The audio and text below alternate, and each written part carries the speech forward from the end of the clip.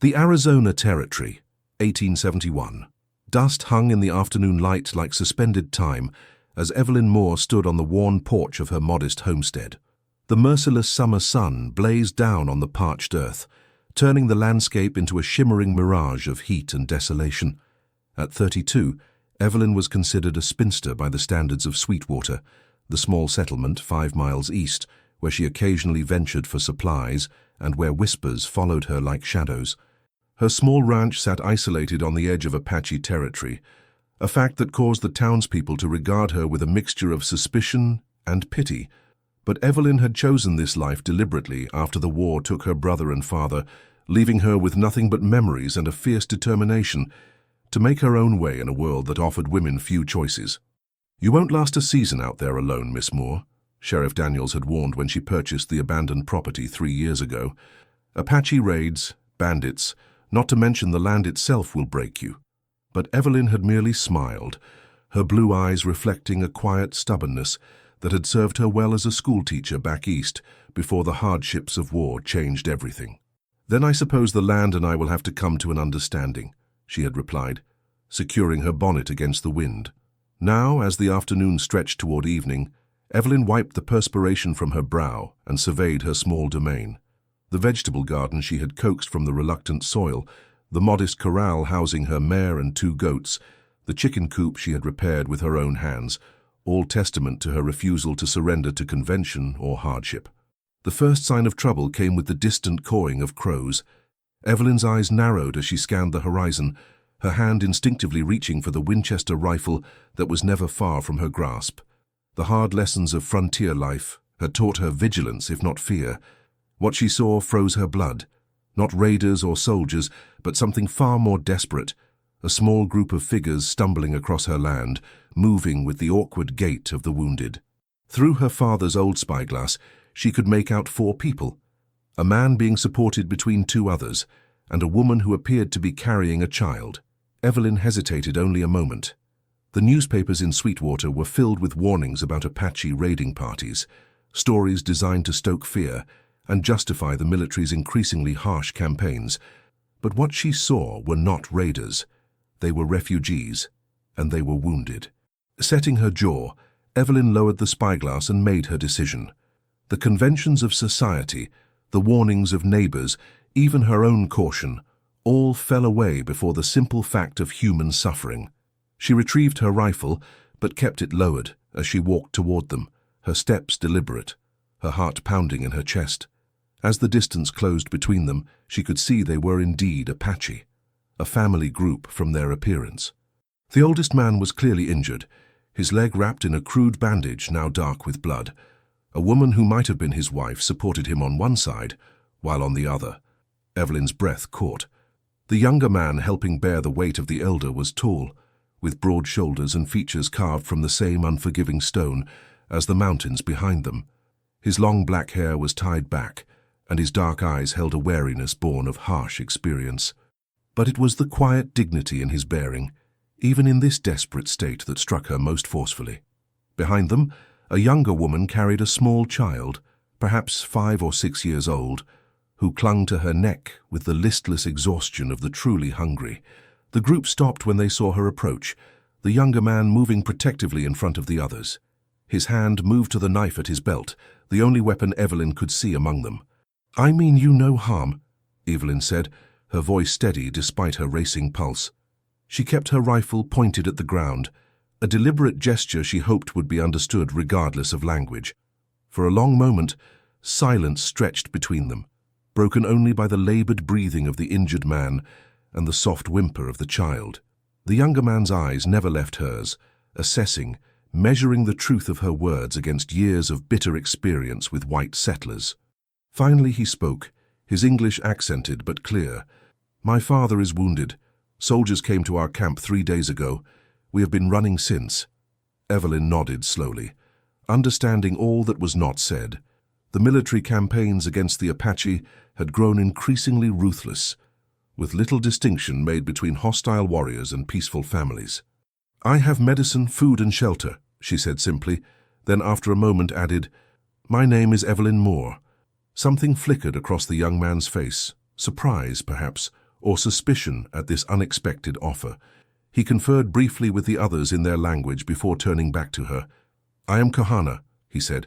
"This is my father, Tarek, my mother, Ista, my sister, Aponi, and her son, Nituna." He paused, his dark eyes searching hers once more. "Why would you help us?" Evelyn thought of all the reasons she should not.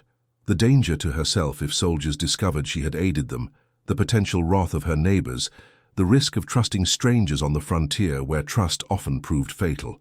Instead, she found herself answering with a simple truth. "Because no one else will," she said, "and because it's what decent people do." Kohana studied her face for a moment longer, then gave a slight nod. "Then we accept your help, Evelyn Moore. But know this, if you betray us, I will not hesitate to protect my family." "I would expect nothing less," she replied, turning to lead them toward her home.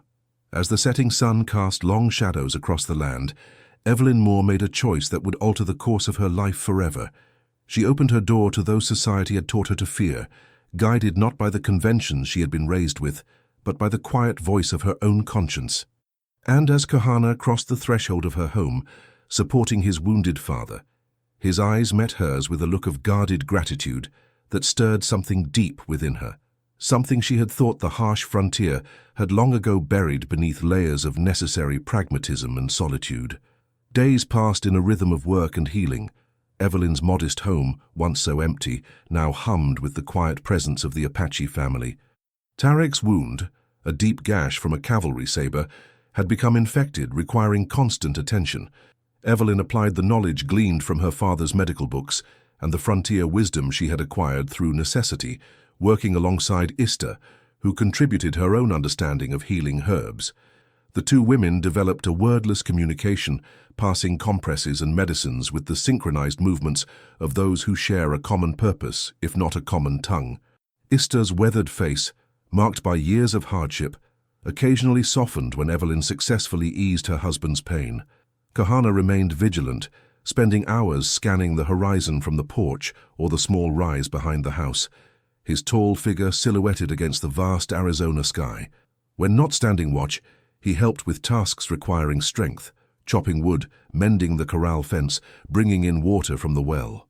He worked with the efficient grace of one accustomed to physical labor, his movements economical and precise. Evelyn found herself watching him when she thought he wouldn't notice, struck by the contrast between his formidable presence and the gentle way he interacted with young Nituna, who had begun to follow him like a shadow.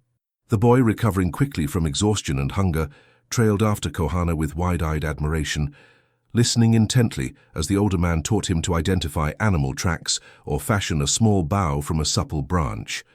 On the fifth day, as Evelyn hung laundry in the yard, Kohana approached her, carrying additional wood for her clothesline.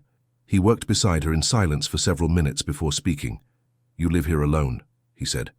It wasn't a question. Evelyn nodded, pinning one of her faded cotton dresses to the line. "Yes, for 3 years now." "Why?" The directness of his question might have seemed rude from another, but his tone held genuine curiosity rather than judgment. She considered her answer, aware of his dark eyes studying her profile. "After the war, there wasn't much left for me back east. My father and brother died at Gettysburg. I taught school for a while, but—" She paused, remembering the suffocating weight of grief and expectation. "I needed space to breathe, to find out who I was, when there was no one telling me who I should be." Kohana nodded slowly, as if her words confirmed something he had already sensed about her. "My people understand this. To know yourself, sometimes you must stand alone." The simple validation in his words touched something in Evelyn that had long gone unacknowledged. How many times had she defended her choices to disapproving townspeople who couldn't comprehend why a woman would choose solitude over security? "The people in town think I'm either mad or unnatural," she admitted with a small, wry smile. "A woman alone is something they cannot understand." Kohana handed her another piece of clothing, one of his own shirts that she had washed after lending it to him. Their fingers brushed briefly, and Evelyn felt a sudden warmth that had nothing to do with the Arizona sun. "They fear what they do not understand," he said, "and they do not understand strength in a woman." His words hung in the air between them, simple yet profound in their recognition of her worth. Before Evelyn could respond, a cry from inside the house drew their attention. Tarek had awakened in pain, his fever spiking again. The moment shattered, they hurried inside, returning to the immediate demands of survival that defined life on the frontier. But something had shifted between them, a recognition perhaps of kindred spirits, despite the vast differences in their lives and backgrounds.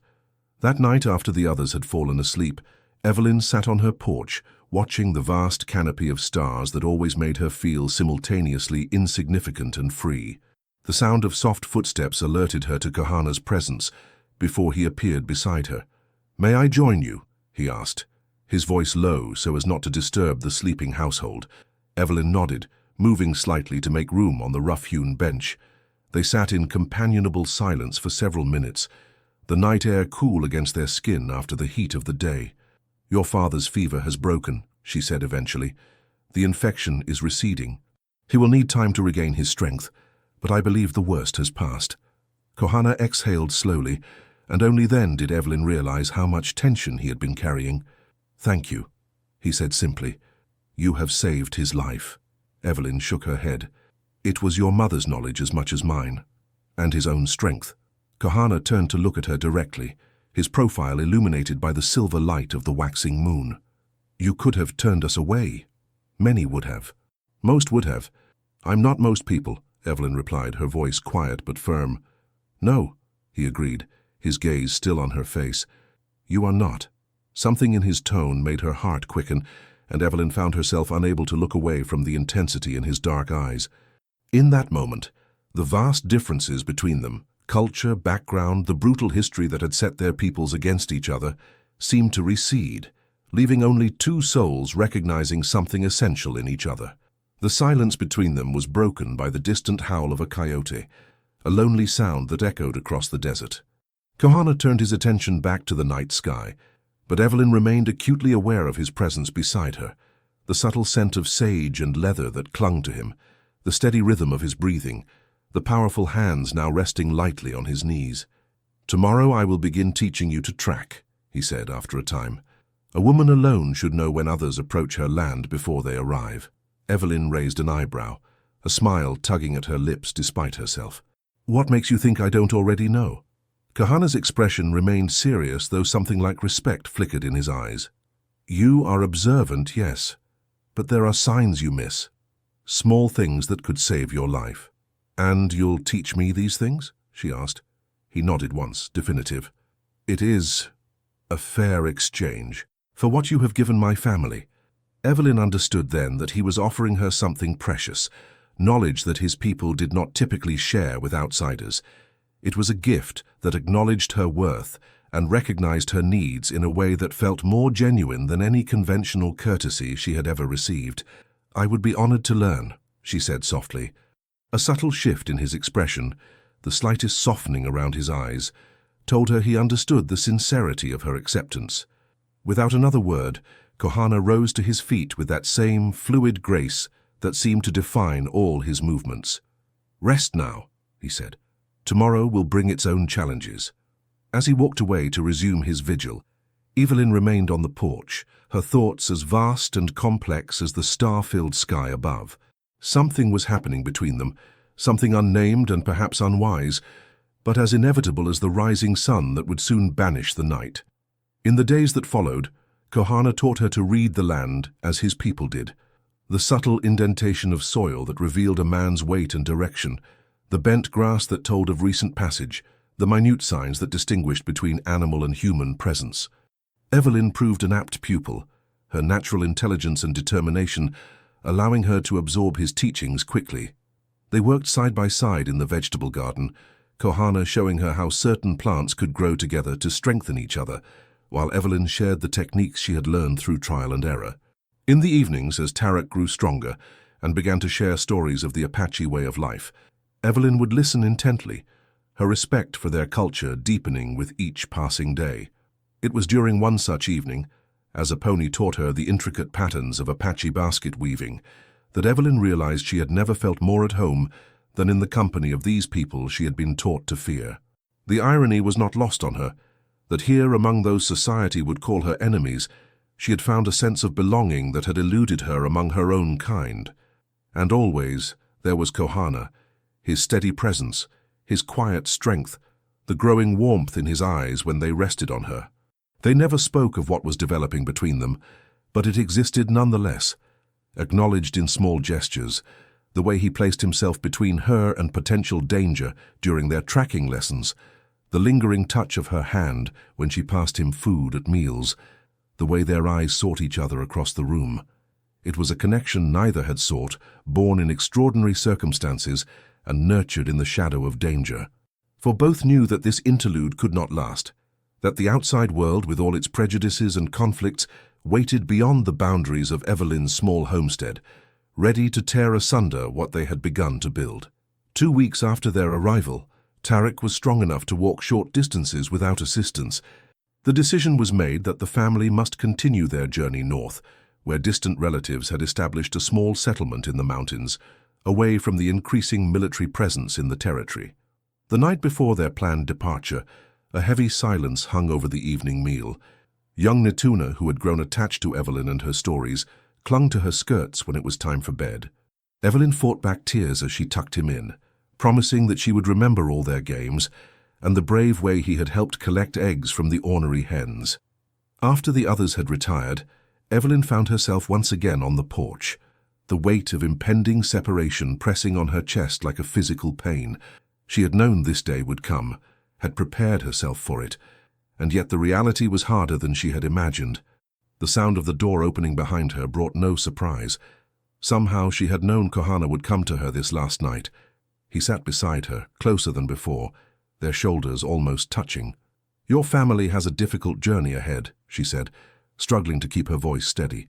"Yes," he agreed, his deep voice carrying the burden of responsibility he bore. "But because of you, they face it with strength and health. This debt cannot be repaid." Evelyn shook her head. "There is no debt between us, Kohana." He turned to face her fully, and in the moonlight she could see emotions warring in his usually guarded expression.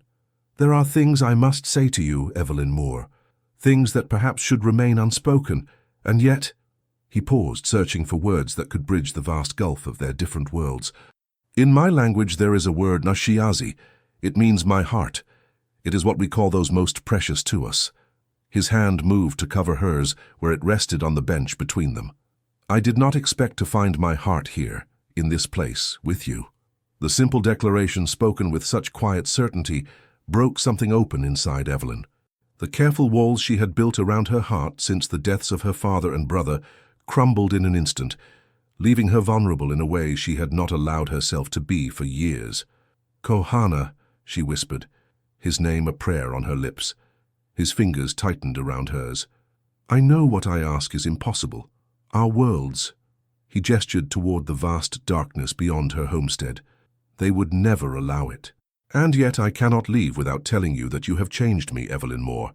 You have shown me that courage wears many faces, and that kindness can exist even in those I was taught to distrust." Evelyn turned her hand beneath his, their palms meeting, fingers intertwining. The simple touch held more intimacy than any embrace. "When I came west," she said softly, "I was running from grief, from expectations, from a life that felt like a cage. I thought I had found freedom in solitude." She looked up at him, no longer hiding the emotion in her eyes. "But you've shown me that true freedom lies in connection, in finding someone who sees you as you are and values what they see." Kohana raised his free hand to her face, his fingers tracing the curve of her cheek with infinite gentleness. "If the world were different—" "But it isn't," she finished for him, the bitter truth heavy between them. His eyes, so dark and deep she felt she could lose herself in them, held hers. Not yet, but perhaps one day. In that moment, something shifted between them, a recognition that what they felt transcended the barriers of society, culture, and circumstance. With exquisite slowness, Kohana leaned forward, giving her time to withdraw if she wished. But Evelyn remained still, her heart pounding, as his lips met hers in a kiss as gentle as it was profound. Time seemed to suspend as they shared this one moment of perfect understanding, this brief intersection of two lives never meant to cross. When they finally parted, Evelyn felt changed in some fundamental way, as if something essential had been given and received, something that could never be taken from her. "I will remember," Kohana said, his voice rough with emotion. "Even when I am old and grey, I will remember the woman who saved my family, who taught me that courage has many forms, who showed me that the heart knows no boundaries." Evelyn reached up to touch his face, memorizing the strong lines of his jaw, the texture of his skin beneath her fingertips. "And I will remember the man who taught me that strength and gentleness are not opposing forces, but complementary ones. The man who helped me find the pieces of myself I had lost." They remained on the porch until the first hint of dawn appeared on the horizon, speaking little but communicating much through the simple act of being present with each other. They shared stories of their childhoods, dreams that had been set aside, hopes for a future that seemed both impossible and necessary. As the sky began to lighten, Kohana reluctantly stood. "We must leave before full light. It is safer to travel in the hours between night and day." Evelyn nodded, rising to stand before him. "I've prepared provisions for your journey. They're in the kitchen." His hand reached for hers once more, their fingers entwining in a grip that spoke of all they could not say. "Evelyn Moore, you are Shiazi, my heart. Whatever comes, know this.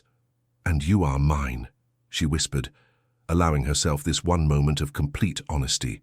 With a final, lingering look, Kohana turned and entered the house to wake his family. Evelyn remained on the porch, watching as the first golden rays of sunlight touched the distant mountains, transforming them from shadowy sentinels to majestic peaks ablaze with promise. An hour later, she stood in the yard, watching as the family prepared to depart. Ista embraced her warmly, murmuring words in Apache that Evelyn could not understand, but whose meaning she felt in her heart. Tarak clasped her hand firmly, his dark eyes reflecting a deep respect and gratitude. A pony, who had been the most reserved of the group, presented Evelyn with a small woven basket, a gift that represented hours of patient work. Little Nituna threw his arms around her waist, his face pressed against her skirt. "Will you forget me?" he asked, his voice small and uncertain. Evelyn knelt to meet his eyes, her hands gentle on his shoulders. "Never," she promised. "Brave boys who help with chickens and learn their letters so quickly are impossible to forget." Finally, Kohana approached her, his face composed into the stoic mask he wore when others were present. But his eyes, those eyes that had looked into her soul, told a different story. "The northern path should be safe," she said, falling back on practical matters to hold her emotions at bay. "I've marked the water sources on the map I gave your father." He nodded, his gaze never leaving her face. "You have done more than anyone could ask, more than—" He stopped, the words catching in his throat. A sudden commotion in the distance drew their attention. Kohana's posture immediately tensed as he turned toward the sound. In the clear morning light, they could see a cloud of dust rising from the direction of Sweetwater, horses moving fast. "Riders coming," he said, his voice sharp with alarm. "Many of them." Evelyn's heart plummeted. There was only one reason for a large group to be riding hard toward her isolated homestead. "Soldiers," she whispered, "or a posse from town." Kohana turned to his family, issuing rapid instructions in Apache. Within moments they had gathered their few belongings, preparing to flee. "The northern trail," Evelyn said urgently. "Through the rocks where I showed you. They won't be able to follow easily." Tarak, leaning heavily on a walking stick but moving with determination, led Ista and a pony with Nituna toward the rocky outcropping behind the homestead. Kohana lingered, torn between his duty to his family and the woman before him. "Go," Evelyn insisted, pushing at his chest. "They'll need you to guide them." The sound of hoofbeats grew louder, minutes, perhaps, before the riders would arrive.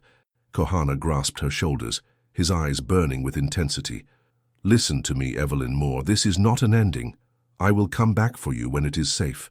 "Kohana, you can't—" "I will," he interrupted, his voice fierce with conviction. "You are Shiazi, my heart. Remember this." With that, he pulled her into a brief, desperate embrace before turning to follow his family. Evelyn watched him go, tears streaming down her face as he reached the rocks and turned back one last time. In that moment, as the riders crested the rise to the east, Kohana raised his voice in a powerful declaration that carried across the distance between them. "No matter where you are, I will find you. "I feel you here," he called, pressing his hand to his chest. "And you will never be forgotten. You are half of my heart. No matter how far, I will follow my heart and find you again." Evelyn's tears flowed freely now as she called back, "Go quickly. Please go quickly." She watched as he disappeared among the rocks, her heart both breaking and soaring with his promise. Then, wiping her tears, she turned to face the approaching riders, to protect, with whatever means necessary, the secret of where the Apache family had gone, and to preserve the hope that somehow, against all odds, Kohana's vow might one day be fulfilled. 5 years later, the lone rider appeared at the edge of Evelyn's property, just as the sun began its descent toward the horizon, casting long shadows across the land she had worked so hard to tame. At 42, Evelyn Moore was no longer the uncertain woman who had first staked her claim on this remote piece of Arizona territory. Years of solitude and hard work had etched fine lines around her eyes and mouth, and strands of silver now threaded through her once uniformly golden hair. She straightened from her work in the expanded garden, one hand shading her eyes as she watched the approaching figure. Visitors were rare and rarely welcome. The events of 5 years ago had left her even more isolated from the community of Sweetwater, though the town had gradually accepted her continued presence as an eccentric but harmless reality. That day when Sheriff Daniels and his posse had arrived searching for Apache renegades, Evelyn had stood her ground, denying any knowledge of such persons crossing her land. The sheriff hadn't believed her. His suspicious gaze had taken in the multiple plates drying by her wash basin, the freshly turned earth where she had hastily concealed evidence of their campfire, but he had lacked the proof needed to arrest her for harboring fugitives. Instead, he had delivered a warning. "You're walking a dangerous line, Miss Moore. These people ain't like us. They'll cut your throat soon as look at you, regardless of any kindness you show 'em." Evelyn had met his gaze steadily. "I've found, Sheriff, that all people tend to respond in kind to how they're treated. Now, unless you have a warrant for my arrest, I'd appreciate you and your men leaving my property." The incident had cemented her reputation as an oddity at best, a traitor at worst. But it had also taught the town that Evelyn Moore was not easily intimidated, and gradually a grudging respect had developed alongside the suspicion. Now, as the rider drew closer, Evelyn reached for the rifle that was still her constant companion. The figure was still too distant to identify, but something about the way the person sat the horse, the straight-backed dignity of the posture, stirred a memory that sent her heart racing. She stood frozen, afraid to hope, as the rider approached at an unhurried pace. When he was close enough for her to see his features clearly, the rifle slipped from her suddenly nerveless fingers. Kohana. He was thinner than she remembered, with new lines carved into his face by time and hardship. His long black hair, once worn loose or tied simply back, was now braided in the traditional Apache style, with a single eagle feather secured at the crown of his head. But his eyes, those dark, penetrating eyes that had looked into her soul, were unchanged, and they were fixed on her with an intensity that made the years between them collapse into insignificance. He reined his horse to a stop several yards from where she stood, studying her face as if searching for something vital. Whatever he saw there must have satisfied him, for his solemn expression softened into something that, on another face, might have been called a smile. "Evelyn Moore," he said, his deep voice exactly as she remembered it in her dreams. "I told you I would find you again." For a moment, Evelyn couldn't speak, emotion closing her throat and bringing fresh tears to eyes she had thought long since dried of weeping. Then, finding her voice at last, she managed a single breathless question. "Your family?" Kohana dismounted in one fluid motion, his movements still carrying that same grace that had captivated her years ago. "Safe, in the mountains to the north. Nituna has grown tall, taller than his mother now. He still speaks of the woman who taught him to read English and was not afraid of the chickens." A small laugh escaped Evelyn, half sob and half joy. "And your father? His wound?" "Healed completely, thanks to your care. He sends his respects and his blessing." Kohana took a step toward her, then stopped, as if uncertain of his welcome after so much time. "And you, Evelyn Moore? How have the years treated you?" She gestured to the homestead behind her, which had expanded in his absence. A larger corral now housed several horses in addition to her original mare. The chicken coop had doubled in size, and a small orchard of apple trees had been planted along the western edge of her property. "I've survived," she said simply, "and built something I can be proud of." Kohana nodded, his eyes taking in the evidence of her labor and determination. "As I knew you would." A silence fell between them, not uncomfortable, but heavy with the weight of years, of experiences unshared, of a connection that had never truly been severed despite time and distance. "Why now?" Evelyn finally asked, the question that had haunted her during countless solitary nights. "After all this time," Kohana's expression grew solemn once more, "I would have come sooner if I could, but the soldiers were everywhere, and then the reservation system." He shook his head, the pain of what his people had endured evident in the gesture. "Many of us resisted being confined. We lived in the high country, moving often, always watching for the bluecoats. It was no life to ask anyone to share, especially not you." "And now," Evelyn pressed, not daring to hope for what his presence might mean, "now there is a treaty, not a good one, but one that allows some freedom of movement for those who agree to certain terms." His mouth tightened briefly. "I have agreed to those terms, not for myself, but for the possibility they create." He closed the distance between them with 2 deliberate strides, standing before her close enough that she could see the tiny scar above his left eyebrow that hadn't been there before, could smell the familiar scent of sage and leather that she had never forgotten. "5 years ago, I made you a promise, Evelyn Moore. I told you that you were Shiazi, my heart, and that I would find you again." His voice dropped lower, intimate in the gathering dusk. "Every day since, I have carried you with me. In the mountains when snow threatened to bury us, in the desert when thirst made my tongue swell, in the silent moments when despair was a shadow at my side. Always, you were there." He reached out slowly, his hand hovering near her face as if asking permission.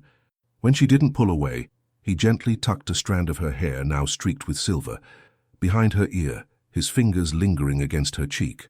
"I am here to ask if what was between us still lives," he said, the vulnerability in his eyes belying the strength in his posture, "or if time and hardship have buried it beyond recovery." Evelyn's heart, which had gradually turned to stone in the years of his absence, suddenly beat with painful life in her chest. The wall she had built to protect herself from hope crumbled at the simple touch of his hand against her skin. "Kohana," she whispered, her voice breaking on his name. "Not a day has passed that I haven't looked for you on the horizon. Not a night that I haven't heard your promise in my dreams." His hand cupped her cheek fully now, warm and real against her skin. "Then tell me, Evelyn Moore, is there a place for me here? Not just in your home, but in your heart?" Instead of answering with words, Evelyn closed the remaining distance between them, her arms encircling his waist as she pressed her face against his chest. She felt his heartbeat, strong and steady, as his arms came around her, holding her with a gentleness that belied their strength. "My heart has been yours since the moment you walked onto my land," she murmured against the rough fabric of his shirt. "That has never changed." Kohana's arms tightened around her, and she felt rather than heard the deep sigh that seemed to release years of tension from his body. For long moments they stood together, reconnecting without words, the setting sun painting the landscape in shades of gold and crimson around them. When they finally stepped apart, just far enough to see each other's faces, Kohana's expression held a solemnity that matched the significance of the moment. "I cannot promise an easy path," he said. "The world has not changed enough for that. There will be those who cannot accept what is between us." Evelyn smiled, a slow curve of her lips that reflected both wisdom and determination. "I didn't choose an easy path when I came west alone.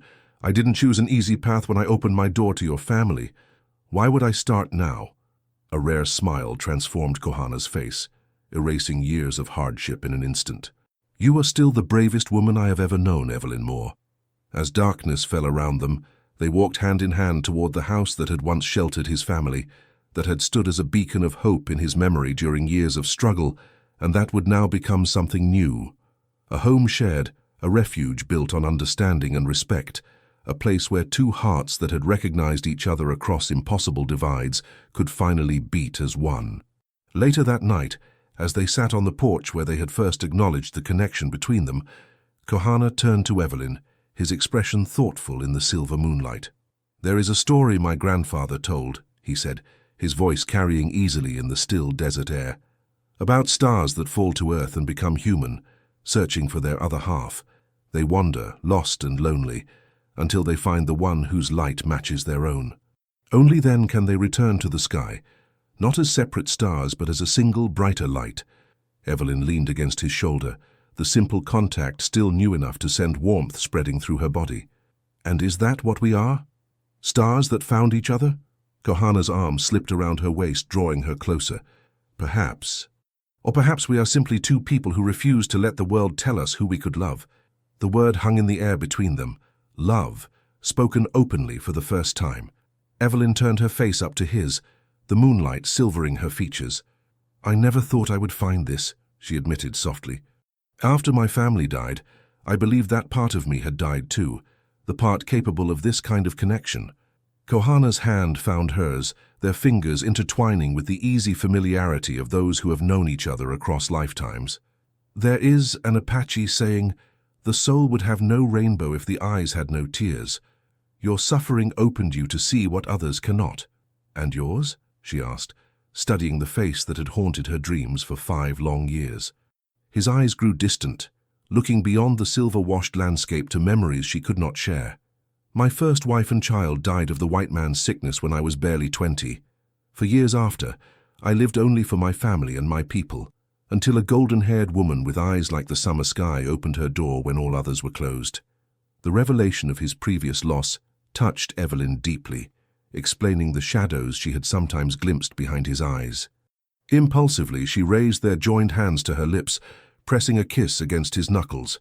Then we have both known grief, she said, and perhaps that is why we recognize each other.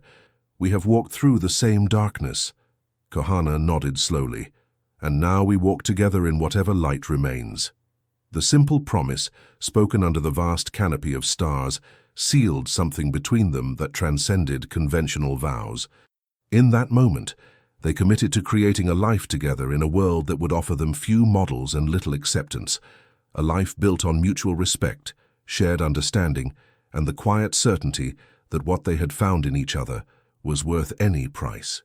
As the years passed, the residents of Sweetwater gradually became accustomed to the strange arrangement at the Moore homestead. Most kept their distance, their discomfort with the mixed household evident in sidelong glances and hushed conversations that fell silent when Evelyn entered the general store. A few, however, those who had known loss or love that defied convention, found their way to the increasingly prosperous ranch, drawn by Evelyn's unfailing kindness and Kohana's quiet wisdom. Sheriff Daniels, now gray and stooped with age, stopped by one autumn afternoon, ostensibly to warn them about bandits in the area. As he was leaving, he paused, his weathered face revealing the struggle within. "You know, Miss Moore," he said, his eyes fixed on the distant mountains rather than her face, "I fought Indians in my younger days, saw things that gave me nightmares for years after." He shifted uncomfortably. "Never thought I'd say this, but you two have built something good here, something that makes a man reconsider what he thought he knew." With that, he touched the brim of his hat and rode away, leaving Evelyn standing in the yard with tears in her eyes and a sense that perhaps the world could change one heart at a time. Twice a year, they made the journey north to visit Kohana's family. Nituna, now a young man with his uncle's height and his mother's gentle eyes, would run to meet them, eager to share his latest accomplishments and to hear Evelyn's stories. Tarak, his hair now completely white but his bearing still proud, would clasp Kohana's arm in greeting before turning to embrace Evelyn with genuine affection. "My son chose well," he told her during their third such visit, his English carefully pronounced. "You have the spirit of our women, strong like the mountains, enduring like the desert." Coming from Tarak, who had once been skeptical of his son's attachment to a white woman, the words were a benediction that brought fresh tears to Evelyn's eyes. In the spring of their 4th year together, as wildflowers painted the desert in unexpected bursts of color, Kohana and Evelyn stood together on the rise behind their home, watching as a small group of Apache families made camp on the eastern edge of their land. They had come at Kohana's invitation, people displaced by the reservation system, seeking a temporary haven while they determined their next move. "They will not stay long," Kohana said, his arm steady around Evelyn's waist. "But while they are here, they will find rest and safety." Evelyn leaned into his embrace, her heart full with the knowledge that the home they had built together had become a sanctuary not just for themselves, but for others caught between worlds. "Just as your family once did," she said softly. Kohana turned to face her fully, his dark eyes reflecting the same wonder that still overcame him at times when he looked at her. "That day when you stood in your yard with a rifle and still chose compassion over fear, you changed more than just my life, Evelyn Moore." She reached up to touch his face, tracing the lines that time and sun had etched deeper over the years.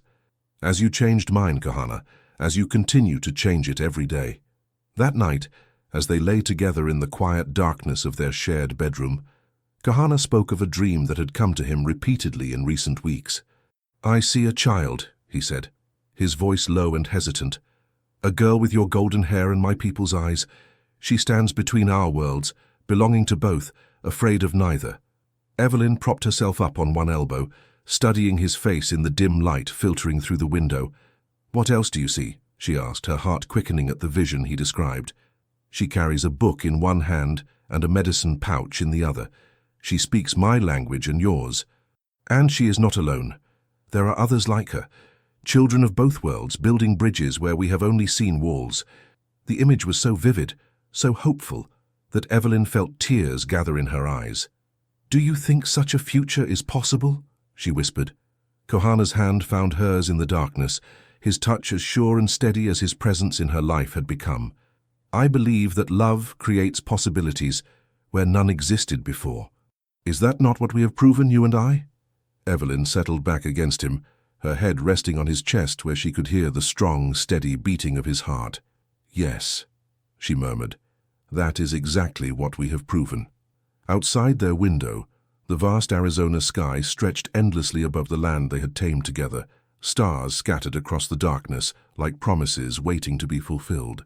Within the walls of the home they had built, two people who had once been strangers, separated by history, culture, and bitter conflict, had created something miraculous, a sanctuary of understanding, a testament to the human capacity for growth, and a love that had transcended every boundary society had erected to keep them apart. As sleep claimed them, they remained entwined, their breathing synchronized, their hearts beating in a shared rhythm. Two souls who had found each other against impossible odds, who had recognized in each other a courage and integrity that transcended the divisions of their time, and who had dared to build a life on that recognition. In a world that so often defined people by their differences, Evelyn Moore and Kohana had chosen instead to see the common humanity that united them. And in doing so, they had created not just a home but a beacon, a light in the darkness that whispered of a future where understanding might replace fear, and love might heal even the deepest wounds of the past. Thank you so much for staying with us until the very end. If this story touched your heart, please subscribe, like, comment, and share with your loved ones. From the bottom of our hearts, your support means everything. It's what keeps us going and fuels our desire to keep telling more stories filled with love, redemption, and powerful emotional journeys. And don't forget, at the end of this video, you'll see a suggested story from our channel. Click on it and be surprised by another unforgettable tale.